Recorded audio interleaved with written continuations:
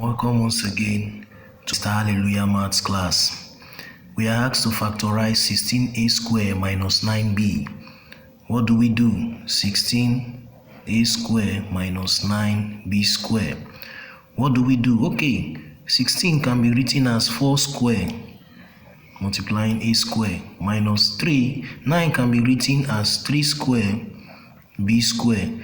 So at this point, if you look at here now, the powers are the same, and in indices it means that we can only use one of the powers when the powers are the same. So we can now write it as this, using only one of the powers. The same thing applicable here, 3b using one of the powers, which is 2.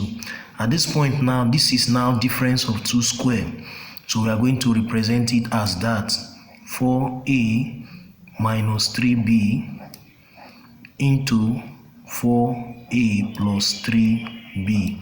This is our final answer. Thanks for watching. Please do well to share the post, like, comment, and subscribe. Reach out to your friends, well-wishers. Let them be aware of this. Thank you very much. Thanks for watching. I remain my humble self, Mr. Hallelujah. Thank you.